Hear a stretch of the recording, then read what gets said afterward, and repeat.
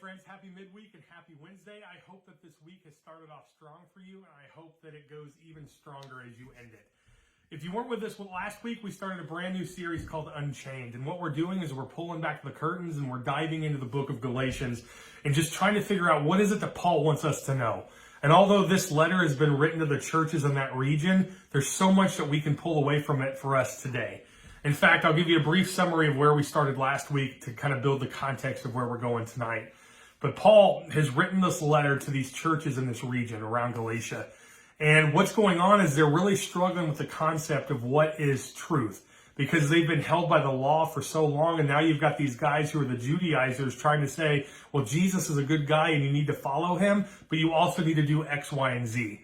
And so they build this concept of religion, which Jesus is trying to pull them away from, and Paul is trying to reiterate that to them. But they're really struggling with what is truth. And I think that when we peel back the curtain of our life, we have that same question. I mean, we used to be a culture, a nation under one God, and now we're a nation under many gods. And I get this question all the time. How do you know that what you're reading is in fact truth? How do you know that the Jesus that you're pursuing is the real God? What if there's a different God out there that isn't Jesus, that is the real God? And that's a hard question for a lot of us to answer, because there's so much out there that claims to be authentic, and there's so much that surrounds us that claims to be truth. So how would you answer that question? And that's where these churches in this area are really struggling, because they have this idea of Christ. They've been hearing people preach about it, especially Paul and the rest of the disciples and those who are eyewitnesses to Jesus. And they want so badly to walk this way, but they keep falling into this religious gap of where they're just not good enough. And so they're really kind of confused on what's happening. And Paul addresses that in chapter 1. But as we go into chapter 2, let me ask you this. Have you ever had to have a hard conversation with somebody that you loved dearly? Maybe this is a friend, a coworker, a family member. Maybe it's your spouse. Maybe it's your child. But it's a conversation that you needed to have. And as much as we like to avoid those in our culture, most of us try to shy away from it because we don't like conflict. It's uncomfortable. And so we just kind of hope that time will just heal all things. But this is one of those conversations where time's not going to heal it. In fact, the longer you allow it to go by without addressing it, the harder it's going to be to address it in the future. And Paul gives us an insight into a conversation that he has with one of my favorite disciples, and it's Peter. And I love Peter because I relate to him on so many levels, probably more on this side of who he is than on the religious side of who he is. And so maybe that's why I get uncomfortable with this story, because it reminds me a lot of myself. And I think it will you as well. So as we dive into chapter 2, we're going to jump all over it because there's going to be areas that we need to reflect on. And the first is, why did Paul have to have a hard conversation with Peter? Well, he says so. And we're going to start in chapter 2, verse 11.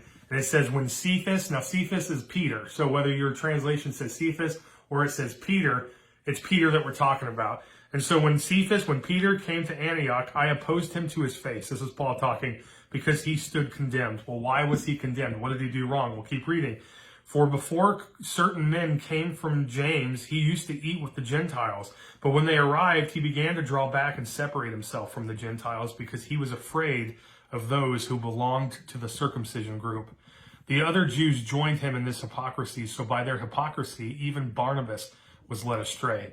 When I saw that they were not acting in line with the truth of the gospel, I said to Peter in front of them all, you are a Jew, yet you live like a Gentile, and not like a Jew. How is it then that you force Gentiles to follow Jewish customs? We who are Jews by birth and not sinful Gentiles, we know that a person is not justified by the works of the law, but by the faith in Jesus Christ. So we too have to put our faith in Christ Jesus, that we may be justified by faith in Christ and not by works of the law. Because of the works of the law, no one will be justified. So what's the issue here? What's happening is Peter is living like a double life.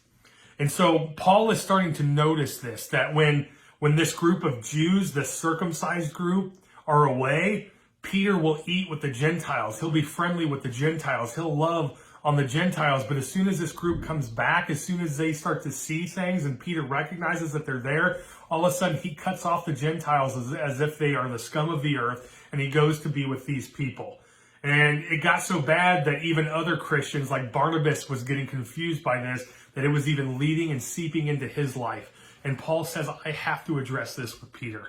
I have to, because this is that add-on, that addition to the gospel that doesn't need to be there. It's causing confusion. It's making these Gentiles think that the only way they're going to be accepted by Christ is if they are circumcised, and is creating this massive division. Now, let's back up a little bit. You have to understand Peter's life and why this is such a hard thing for him, because Peter was a Jew amongst Jews. I mean, this guy grew up in a Jewish household. He had a Jewish mama. He grew up with Jewish friends. Like, his whole life was catered around Judaism. And so when he started to come and follow Jesus, that started to wrap his world around. And Jesus taught him lessons that just kind of shook the foundation, the core of who he was and what he's always known. And so now that Jesus is gone, he's already addressed Peter a couple of times. We see in the book of Acts. And now Paul is still addressing it because it seems like old habits for Peter are dying hard. He's having a hard time letting go of some of this prejudice, some of this racism that he's struggling with. And I know that that's hard terminology, but I think you and I deal with this all the time as well. You know, it's the person that you'll sit with at work for a while in the break room. You may even have lunch with them until somebody else comes in that you like better, and then all of a sudden you move to that table and you start talking to them. Or, you know, it's the sporting event, it's the football game that you're practicing with a guy that you're not real familiar with. You don't really even care for him all that much. But then when the rest of the team comes out, all of a sudden you disassociate yourself with them. It's the kid at the playground who you're playing with for a little bit. You know, it's just you and him, and you're running around and you're having fun together until all of a sudden your friends show up. And then instead of all playing together, you kind of isolate yourself away from that person so that you can play with your friends, because, I mean, let's face it, they're your friends, right? And so it's this idea that there's a prejudice there, that we don't like to talk about it, but it's there. And when we don't talk about it, we don't recognize it. And you want to know something else? And this is always interesting, is we do this in the church as well, don't we? Now, you may say, Brandon, what are you talking about? What do you mean? Well, think about it. Every Sunday that you go to church, do you sit in the exact same seat that you've sat before? Why? Is it because it's comfortable? Is it because it's always where you've sat? Is it because it's where your family sits? And so what happens, without even realizing it, we started creating divides even within our own communities, even within our own congregations, because we sit there all the time. And here's what's the best part about this, is I always love when new people come and you're not in your seat yet and they sit there. And I love it, because it brings great joy to me to see people so uncomfortable to have to move their seats. And I know, I'm just teasing for the most part, but I know that that's uncomfortable. And I think that we have to laugh about it because we don't want to be angry about it. And I've seen this almost in every church that I've worked at. And the problem is we don't address the issue. Therefore, we don't even consider it an issue. And as I'm even talking about this, you're probably thinking, well, that's not even that big of a deal. And it may not be that big of a deal until you go to a new person and say, hey, would you mind scooting over? We usually sit here. And then all of a sudden there's a divide that's been created and we didn't even mean to. And so Paul says, I have to address this with Peter. Now you may think, wow, that's bold. How did Paul have that boldness? Well, he kind of gives us the answer. Look at verse 6. He says, as for those who were held in high esteem, whatever they were makes no difference to me. God does not show favoritism. They added nothing to my message. So what he's saying there is that it was Jesus who had to condemn Paul, not anyone else. On the contrary, verse 7, they recognized that I had been entrusted with the task of preaching the gospel to the uncircumcised, just as Peter had been to the circumcised. So for God, who was at work in Peter as an apostle to the circumcised, was also at work in me as an apostle to the Gentiles. So Paul says, you know, the reason I'm able to go to Peter and talk about this with him is because we both serve God, who is above our mission field.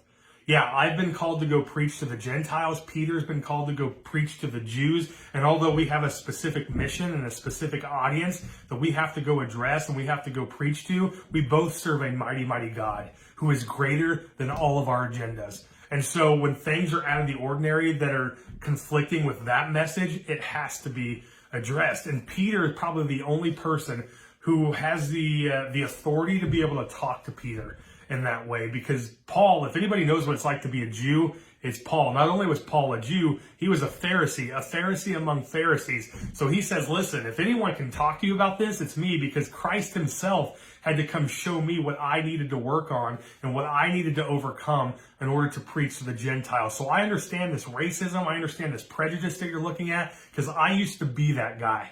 But Jesus himself has shown me that that's not the way. Therefore, I have to tell you, Peter, that you can't live this way.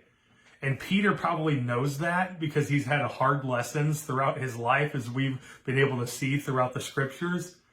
But he's just having a hard time letting this go. And Paul, as gently as Paul can be, which I imagine this conversation wasn't a blow up, it was a gentle conversation between great friends, where Paul says, Peter, we can do better. We can do better. Let's not add to the gospel. Let's just continue to remind people. You go tell the Jews, I'll go tell the Gentiles that there is a God who loves them dearly, who sent Jesus to die for them. And regardless of what all the religions in the world will tell you, that God sent his son for them. And that's Jesus, who both you and I serve with our life. So yeah, we may have different missions. We may have different assignments in who we have to go talk to. But ultimately, we both serve a very awesome God. So let's stay on task. Let's stay focused with that. And man, what a challenge Paul does there.